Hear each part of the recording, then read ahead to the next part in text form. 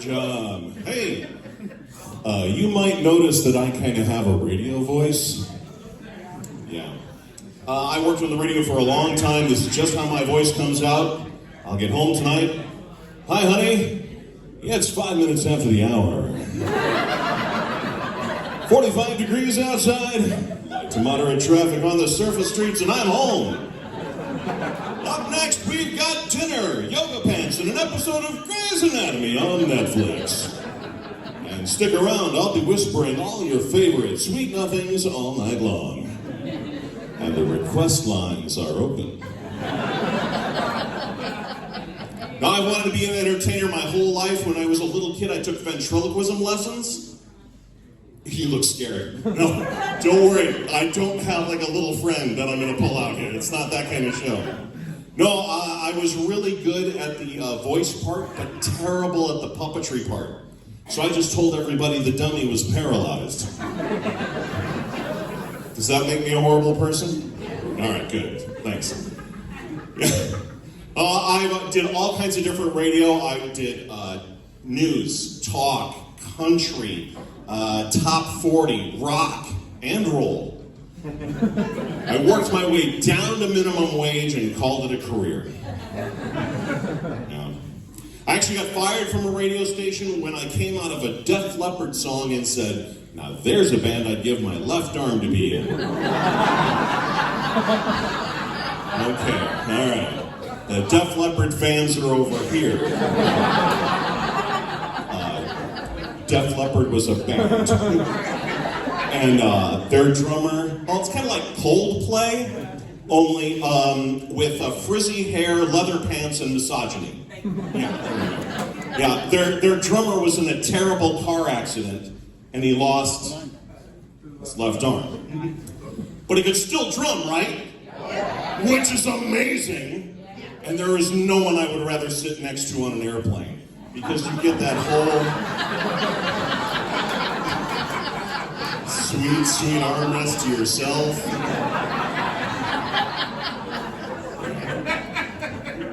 Having this voice is kind of weird. I get phone calls and I'm always afraid they're going to think I'm a robot. Hello, this is Brian Atkinson. Thank you for calling. I can hear him pressing buttons. Operator! Talk to an operator! And then I have to call my mom back and pretend that I'm selling her a reverse mortgage.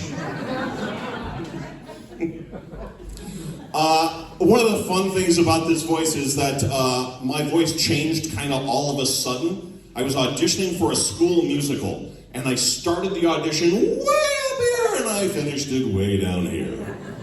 But for the rest of the year, I could call the school. Hello, this is Mr. Atkinson. Brian won't be at school today. And it worked great. The thing is, I had started working on the radio, and I thought that my radio stuff might come through in those phone calls. It would be, Brian won't be at school today because he was caller number 3. I sing bass, which is fun for me, but like I can't sing along with the radio. You know, like, I'm a big fan of the Police. That's a band. It's kind of like Coldplay, but with a spiky hair, sting, and social awareness. Yeah, their song, Every Breath You Take Gets Really Creepy really fast. I'll be watching you. And you don't want me to be a chaperone on your kids' school field trips. The wheels on the bus go round and round. And Christmas is coming up, and that's when it gets really creepy. Santa Claus is coming to town. He sees you when you're sleeping. That's terrifying. I've done some cool stuff with my voice. I used to do some voiceover work, which is, I really enjoyed doing that. But I had an agent, just for a minute, and he sent me out on a job, and I got there and found out it was not for my voice. It was for modeling. That's the right reaction, yeah.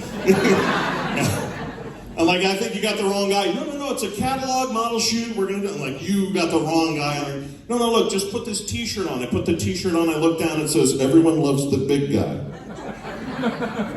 And that's how I found out I was a plus size model. I tried losing weight. Been working on my ab. Last year I actually lost 40 pounds. Thank you so much. Don't worry, I found it. It was in the fridge the whole time. No, there's some very cool stuff that I do with my voice. A few years ago, I auditioned to be the PA announcer for the Chicago Cubs. Yeah, I loved it. I grew up in Chicago. I'm a huge Cubs fan. I got to go to Wrigley Field and call a pretend game. And when I got done, they took me down to Human Resources, and they were like, okay, we just want to ask you a few questions to make sure you know something about, baseball and so on. I said, sure, no problem, I got this. Can you name a way that a player can get to first base? No problem. He can get a single, he can get a walk or base on balls, he can get hit by a pitch. There's an obscure way that if a catcher drops a third strike, it's called a passed ball, he can actually steal first. But I think the one that everybody forgets about, dim the lights, open a bottle of wine, put on some Coldplay, you'll be on first base before you know it.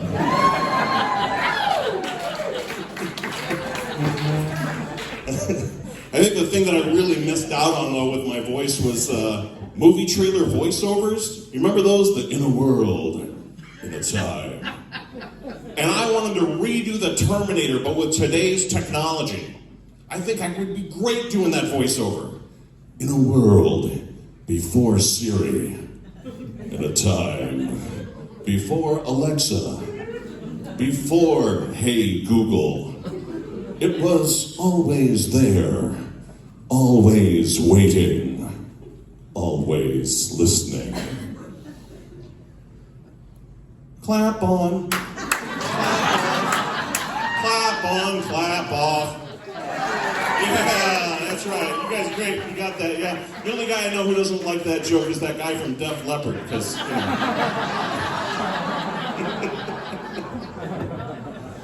Oh, man. My name is Brian. It's just very simple. It's B-R-I-A-N. There's no sometimes Y in there. It's very simple for most people, but every day I get a text or an email from somebody who spells my name wrong, and it comes across like part of the human anatomy. Brain, you got it. Thank you for playing. We have some lovely parting gifts for you. Yeah, Brain, every day. And so I feel like if they spell my name wrong, I get to spell their name wrong. So I write back, thanks, liver. Sure thing, spleen. And then I spell my friend Bob's name with 2 O's. I call him Bobo.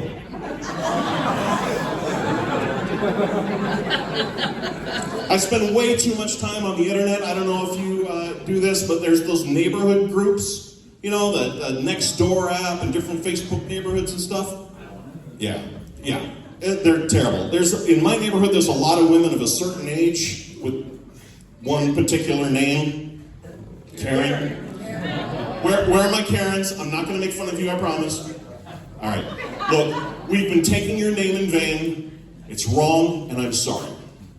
I met someone named Karen the other day. Started to apologize to her. She stopped me, corrected me. Of course she did. She says, no, Brain. My name is Karen, but I'm not a Karen. In fact, I spell my name C-A-R-Y-N. Oh, Karen.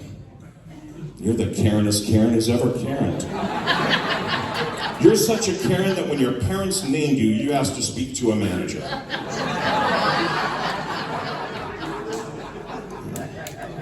People lose a lot of pets in these groups. They are not good at keeping track of their pets.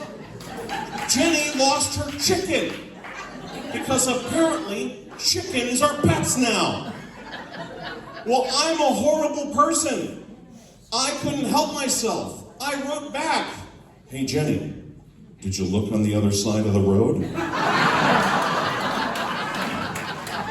I've heard they've been known to cross over from time to time. I don't know why. My whole life there's that question, why did the chicken? And nobody ever asks, how is the chicken? It's delicious. If your pet chicken dies, do you have it cremated? With 11 herbs and spices? Or do you just bury it in the backyard with an Instapot with a lemon shelter at this point? Oh, how did your pet chicken die? It was battered. Thank you guys so much. I'm Brian Atkinson.